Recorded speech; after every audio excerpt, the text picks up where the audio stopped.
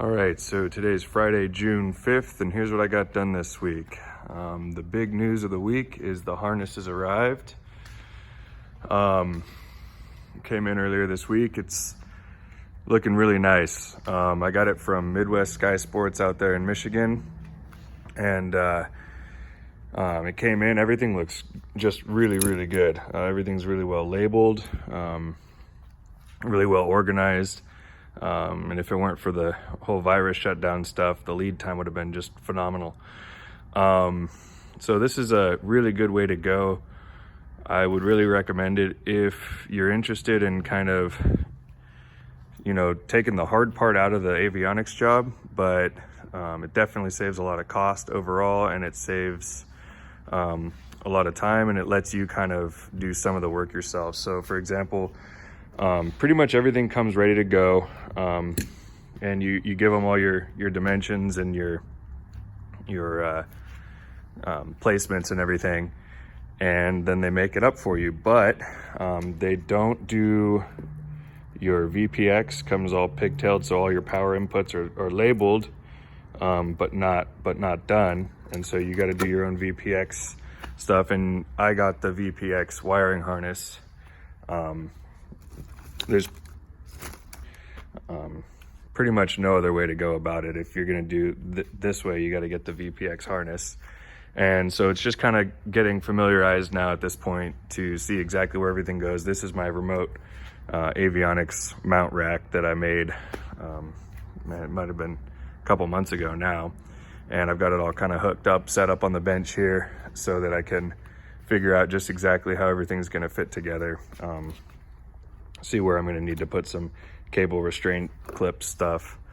So yeah, I'm really pleased with the way everything came through, and I'm really happy with kind of the way everything is well labeled. So this is the co-pilot stick, the pilot stick, and it comes with everything that you might want to put. And so of course, probably nobody's going to use all of these inputs on their stick, but it does come with, whatever, everything that you might want to put is there. So then everything that you don't use, you just kind of tie it off, and it's there for if you ever want to make a change or whatever down the line.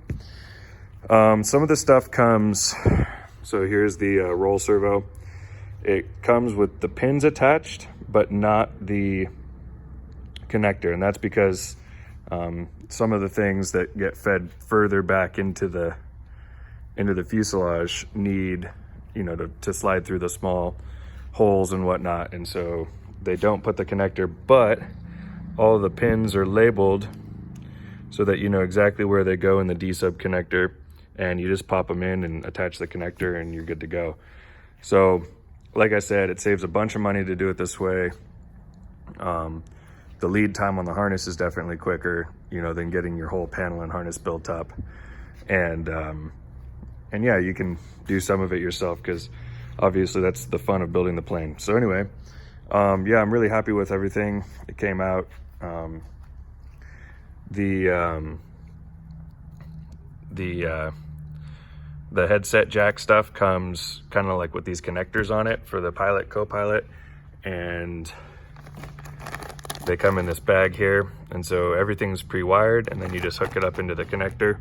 The back passenger ones, once again, come with your pins, but not the connector, because it's got to slide up through to where those mount, and it comes with the back side of the connectors in one of those bags there. So I just spent a lot of time this week kind of familiarizing myself with the process that's going to have to get done here, figuring out exactly what's left to be done, exactly how to do it, how it's going to go in, and yeah. So for example, the harness came with this long bundle that goes for the trim servo, but my wire for the trim servo is already run from the tail of the plane all the way up to the front. But I think what I'll do is have this guy kind of double back through here and have it made up somewhere in the center with the wire that I've already got run. And yeah, I'll just put a plug and call it good. So I think that's just about it as far as the harness goes. because I'm just kind of dry fitting it right now. I'm not sure yet whether I want to run the main kind of bundle of cables up through, give me a second to get over there. I'm not sure if I want to run the main bundle of cables kind of through the center and up and out the center hole here to kind of keep it clean in there, or if I want to come up straight from the center. It's just going to be kind of a fit it one way and fit it the other way and see which one I like better. So another thing that I was talking about last week was I was unsure exactly how the dash assembly kind of fits and where its vertical orientation goes, and its I don't know, whatever this dimension is, forward and back orientation goes. And that was just kind of dumb because I've got everything, you know, not hooked up in here. And of course there's these two holes and these two holes here on your front side skins. So leave those unriveted, because these two brackets that I got painted up this week, along with my seats and some other trim parts, are drying in the paint booth there. Those two brackets go on the sides here and on the other side here, and the panel, or the dash, just rests on it. And so that's the vertical orientation, and then there's two holes, and you just drill up through it, and put a bolt. So that's pretty simple, straightforward. I really should have seen that.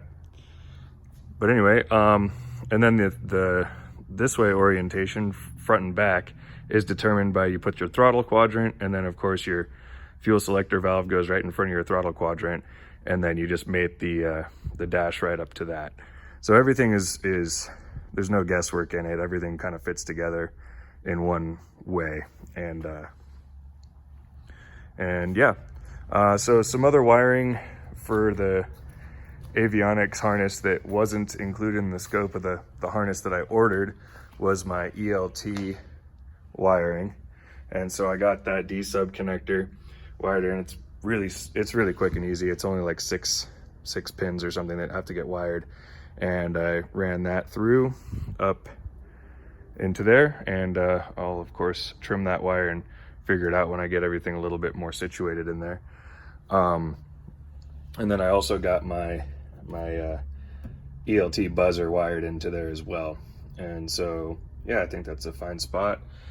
That buzzer is optional. It's wired to the same output as the LED flasher on the ELT switch that's on my panel. Some people don't put it on the panel, but mine's on the panel there, so it's optional because you'd see the LED, but you know, you don't want your ELT just kind of running, so the buzzer's a nice feature. So what else did I get done? Something that I'm unsure about is where to put my GPS bracket. I know that there's these two mount locations on the plane. Originally I was going to put it here, and this is probably, if you're going to put it in one of these spots, this is probably the left position, is probably the better position, because then the wire can kind of hang down and it doesn't interfere with the fuse box. Here, the wire, you got to kind of like have a sharp bend to get it to, you know, it's going to interfere with the fuse box here. You can't kind of leave a little service loop because this is in the way. So I'm not sure if I like that position for it. I know a lot of planes do put the GPS in the firewall forward anyway, but I'm not convinced. I might think about putting it here. This has a lot of advantages. Of course, it's not in the heat of the engine. It's still just a fiberglass front cowling kind of piece here, or the front top skin is still fiberglass, so it's not going to interfere with the GPS signal. Everything about this position is better in my opinion, except serviceability. So once this top skin's on, that GPS antenna is pretty much stuck in there, and so I'm not really sure kind of which direction I want to go. I really do want to put it here, so I'm trying to find an excuse or a way that I might be able to service it or get to it if I ever have to in the future. So something else that was kind of cool and fun was I got the this is pretty much the reason that I painted everything, this little ring here around the light dimmer. is pretty much why I did any painting this week, because I wanted to paint that to get these lights all hooked up. So everything's hooked up. I've got my little power supply on it, and all the lights are working well. The dimmer is all hooked up. So yeah, I think that's kind of one of those easier little wins that feels good when it's done, and it just starts to make the plane feel like it's coming together. So I started trying to wire these BNC connectors. I bought a little kit on Amazon. I think you can get them at Home Depot or anywhere. It comes with like a little spring-loaded stripper tool and the crimp tool. And so once you get your stripper tool kind of calibrated to the right depths to cut through, you know, there's 3 stages of this wire, or 4, however you want to consider it. There's the plastic outer cover, then the ground insulation jacket on the outside, the braided jacket, and then there's a plastic kind of insulator, and then the core. And so you just have to set your stripper so it gets through the right depths. And yeah, once you get that set up, these things will go really, really quick. I got the, this is the transponder, so it goes from my GNX 375 GPS here down to my blade antenna that's gonna go on the bottom of the plane there. So I think that those will come together really quick next week when I get moving again. Of course, there's the 2 ends of the comm antennas that go to the comm units right here, and then the other end of those there and there, and of course the GPS antenna, which I still have to figure out exactly where I'm going to put it, because that'll change the cable length by a bit.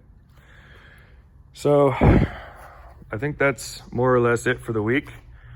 I'm really excited to get moving again next week on the harness stuff. I'm going to dry fit it into the fuselage and kind of see how I feel that it is laid out the best. But yeah, once again, I really am pleased with my decision to go with this harness rather than trying to make it up myself, or kind of taking all the work out of it.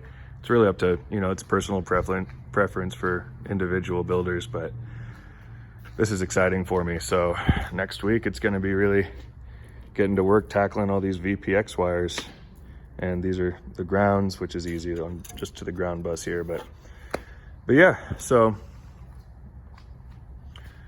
I think that's it. Oh, of course, it comes with thorough documentation, wiring diagram, pinout pages, and everything like that. So, oh, I also got word from the factory that they're gonna ship out my door hinges and my wing ribs. So finally I can get moving on that stuff. I guess they said they were gonna ship it out yesterday. So hopefully it's not just another opportunity to miss another deadline. So anyway, have a good weekend, everybody, and get back to it next week.